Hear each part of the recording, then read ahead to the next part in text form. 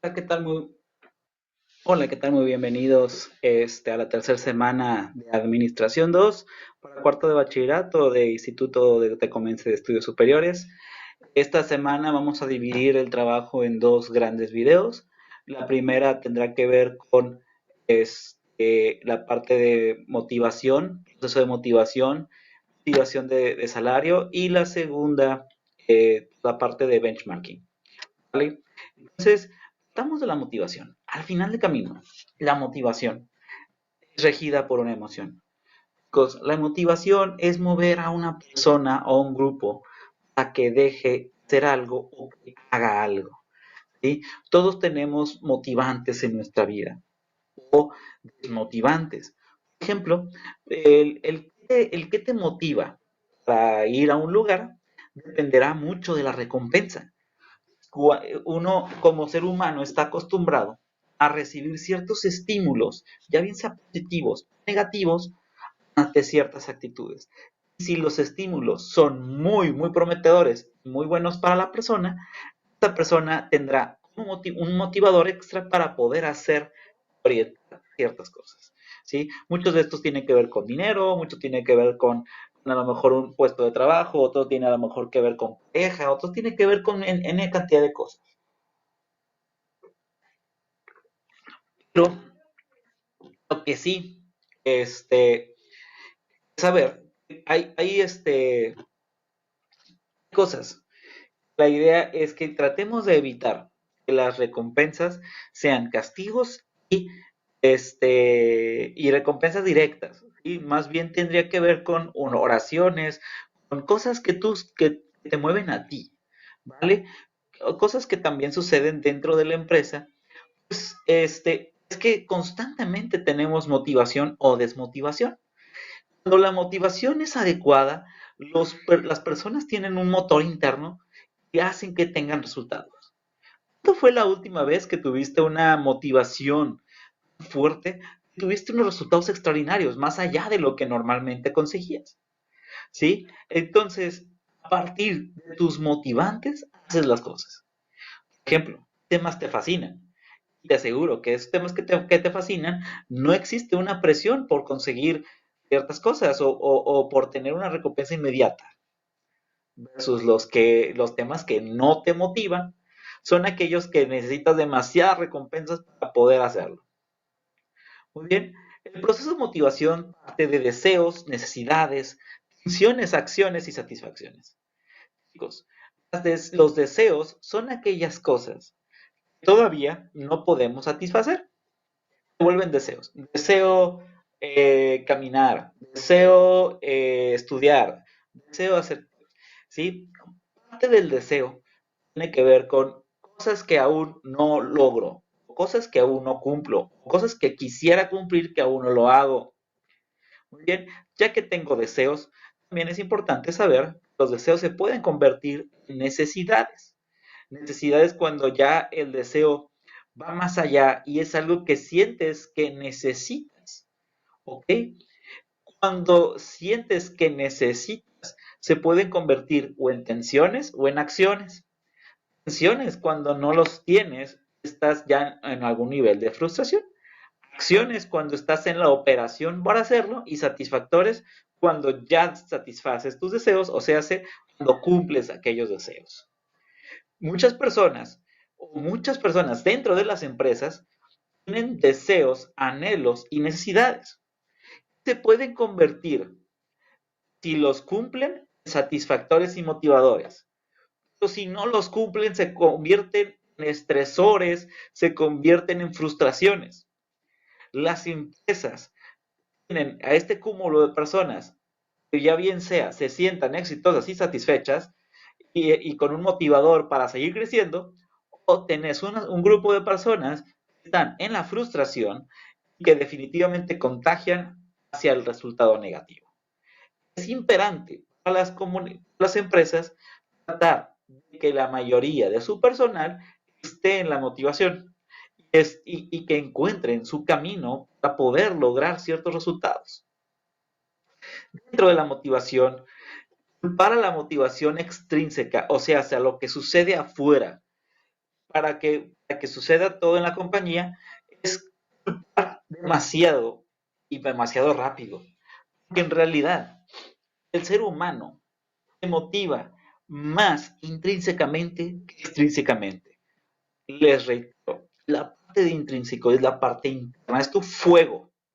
Son aquellas actividades que a ti te gustan, que de alguna manera las conectas a lo que tienes o lo que quieres hacer.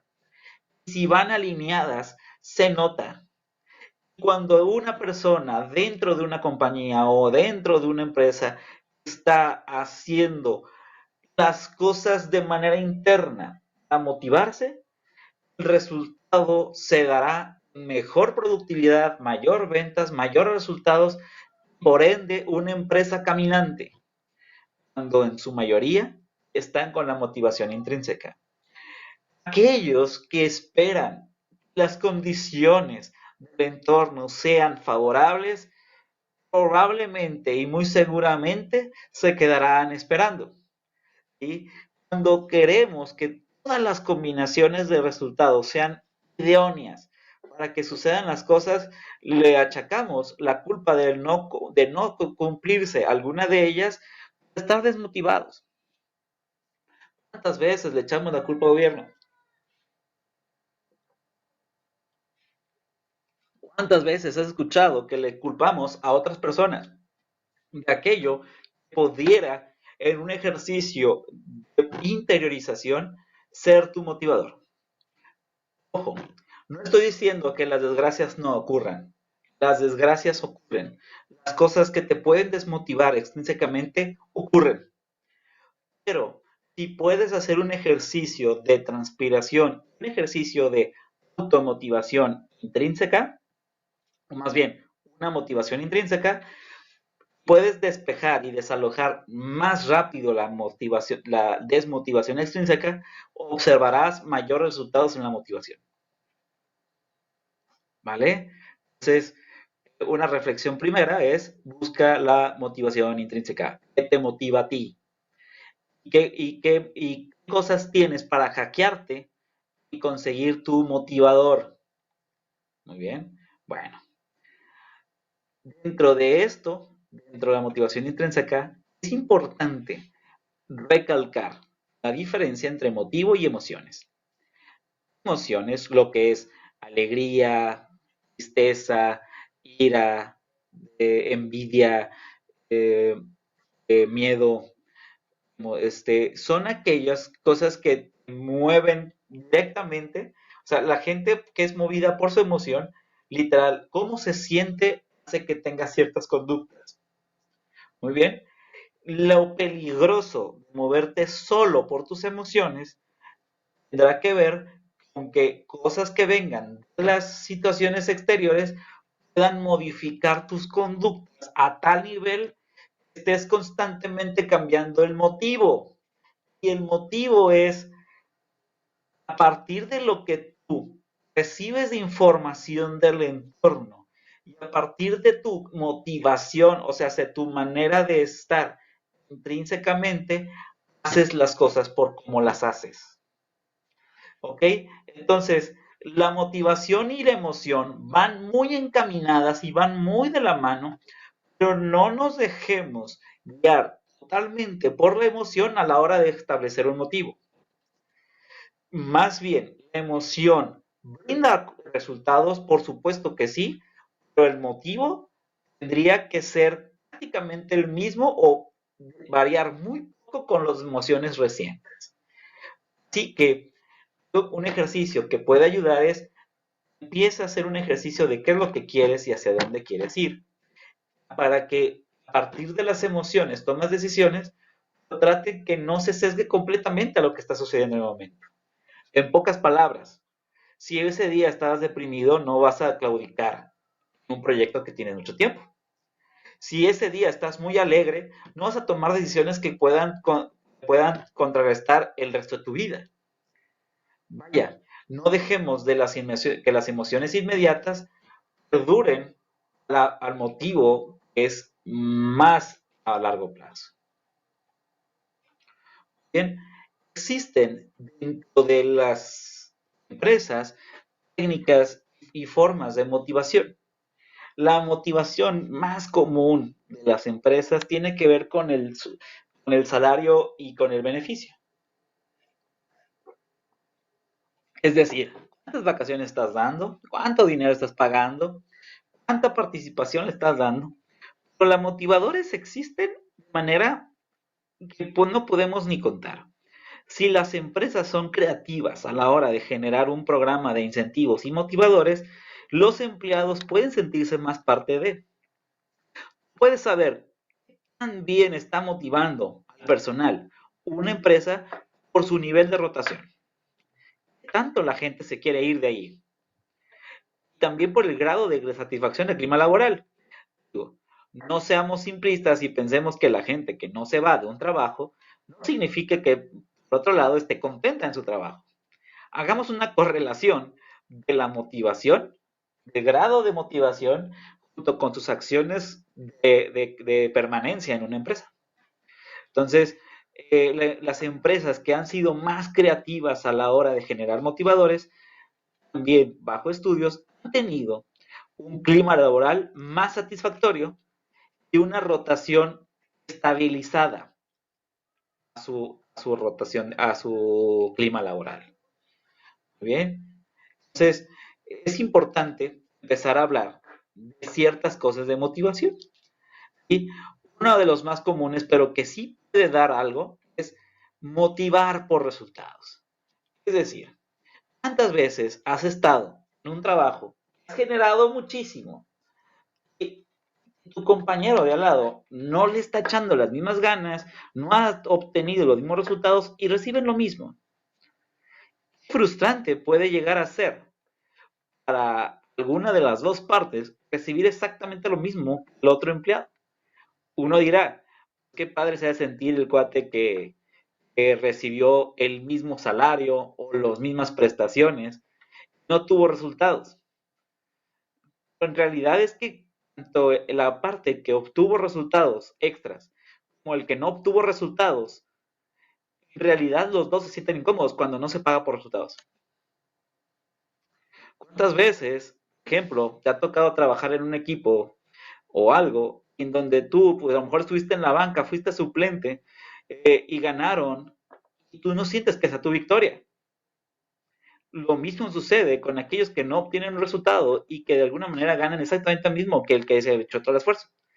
Entonces, para evitar desmotivar a ambas partes, la idea es que cada quien tenga un grado de responsabilidad y una coherencia de lo que recibe en prestaciones con lo que hace. Y ojo, no tiene que ser esfuerzo físico. Normalmente, el motivador de resultados no premia solo el esfuerzo físico, premia a la inteligencia de sus esfuerzos. Recuerden, el esfuerzo físico sí es importante, pero se puede apalancar y puede ser trabajado inteligentemente para llegar a tener resultados.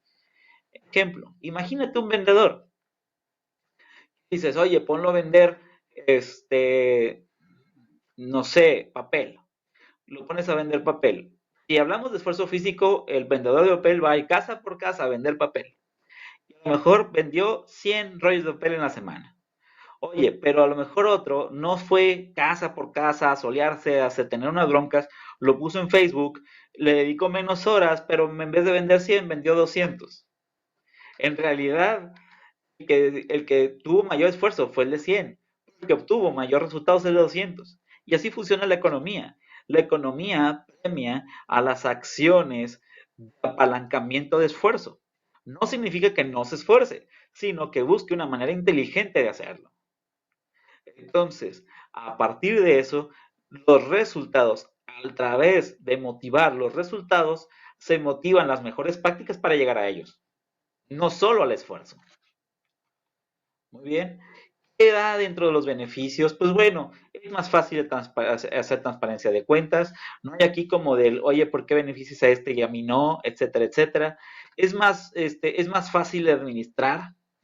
Y los modelos se vuelven modelos en evidencia, se premia las buenas prácticas, Se fomenta la innovación, se fomenta la ejecución de cosas. Ojo, también tiene desventajas de motivación, resultados.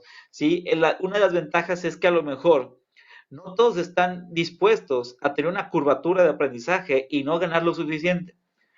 Se te puede ir talento, muy importante, cuando este talento no siente que va acorde con lo que él cree que debería ganar, porque aún no produce. Pero, por otro lado, estás motivando a los que sí te están dando resultados a continuar así. Hablando de eso, conozco empresas en donde, por ejemplo, decíamos de ventas, vendedores ganan más que gerentes.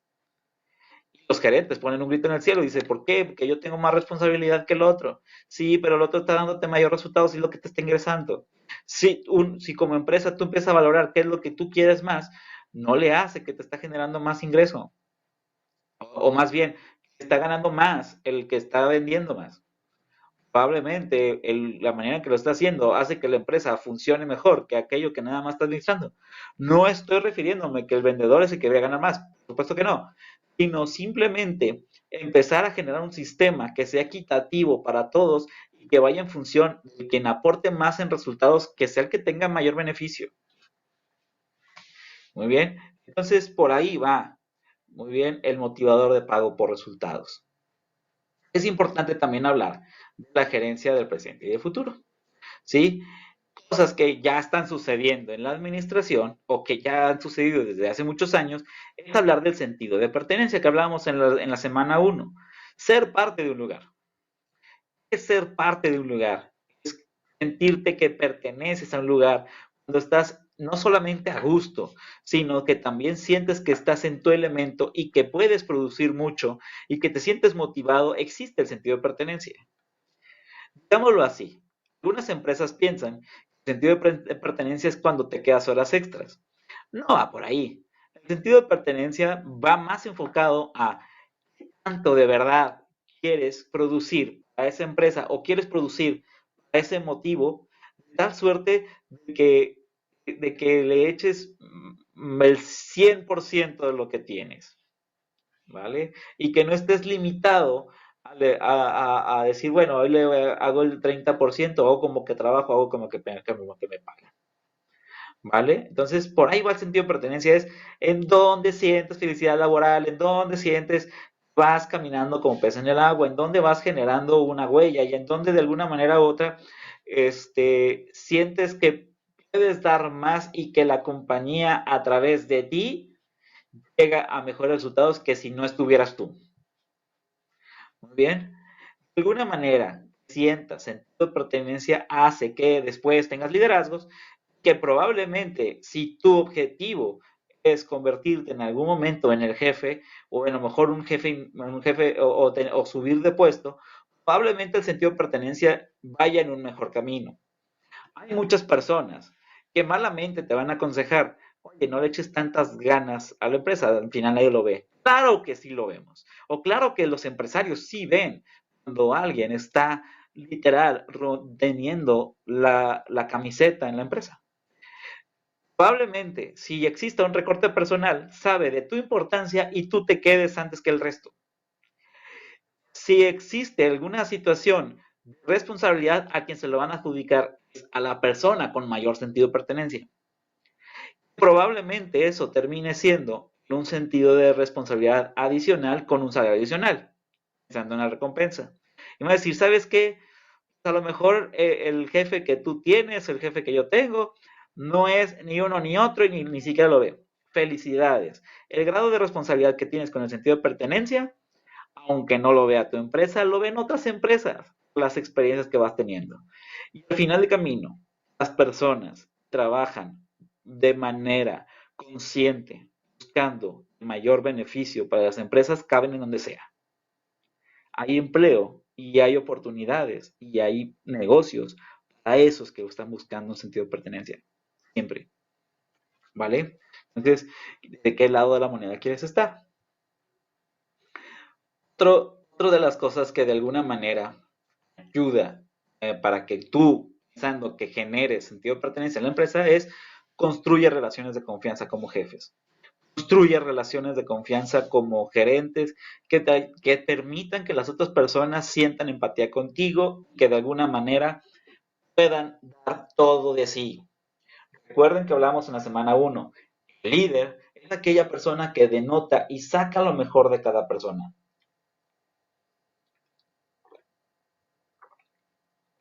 Observa cómo hacer más eficientes a todos, como para sentido de pertenencia. Cuando las cosas van fluido, la gente siente que es más productiva. Cuando la gente siente que es más productiva, normalmente se motivan más, se sienten más importantes y se sienten más útiles en un lugar, por lo tanto colaboran más. Pídeles la opinión, haz relaciones de colaboración y genera sistemas donde puedan con poco generar mucho. Muy bien. Y siempre es importante hacerles ver que lo que hacen tiene un resultado.